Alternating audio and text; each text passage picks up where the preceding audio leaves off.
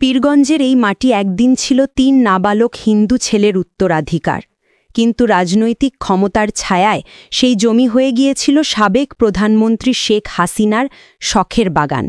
সরকারি টাকায় গড়া এই বাগানের গল্প আসলে এক জোরপূর্বক দখলের ইতিহাস, যেখানে মাঝিপাড়ার দরিদ্র জেলে সম্প্রদায়ের ওপর চাপিয়ে দেওয়া হয় বর্বর সিদ্ধান্ত।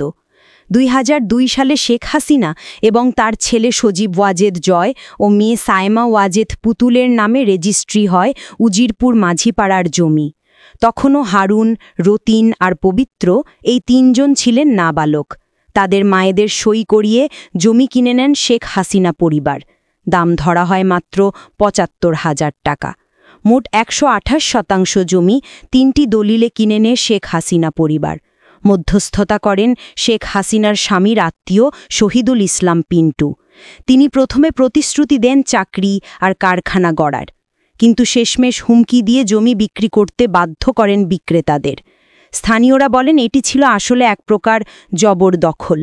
স্থানীয় বাসিন্দা ও জমির বিক্রেতাদের একজন বলেন জমি বিক্রি না করলে দখল করবে, এমন ভয় দেখানো হয়েছিল।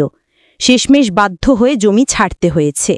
এই জমিতে তৈরি হয় শেখ হাসিনার ব্যক্তিগত আমবাগান, শখের বাগান। কিন্তু এর পরিচর্যা করেছে সরকারি সংস্থা বাংলাদেশ কৃষি গবেষণা ইনস্টিটিউট। আমের মৌসুমে বাগান লিজ দেওয়া হতো শেখ হাসিনার পক্ষ থেকে, অথচ খরচ যেত রাষ্ট্রীয় তহবিল থেকে। নাম প্রকাশে অনিচ্ছুক কৃষি গবেষণা কেন্দ্রের এক বৈজ্ঞানিক কর্মকর্তা বলেন, আমাদের ওপর সরাসরি নির্দেশনা ছিল। গাছের পরিচর্যা, কীটনাশক সবই আমরা করতাম। সাধারণ মানুষ এ সেবা পায় না। আইনজ্ঞরা বলছেন নাবালকের জমি এভাবে কেনা নৈতিক নয়, আইনগত দিক থেকেও চরম অপরাধ। ব্যারিস্টার শিহাবুদ্দিন খান বলেন এটি আসলে জোরপূর্বক জবরদখলের মতোই, প্রতারণার অভিযোগও হতে পারে। চাইলে ভুক্তভোগীরা আদালতে মামলা করতে পারেন।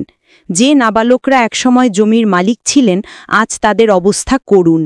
হারুন দিনমজুর, রতিন মিস্ত্রি আর পবিত্রচন্দ্র দাস কোথায় আছেন কেউ জানে না।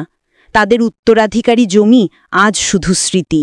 ২০২৪ সালের ৫ই আগস্ট আওয়ামী লীগ সরকারের পতনের পর সাইনবোর্ড ভেঙে ফেলা হয়েছে।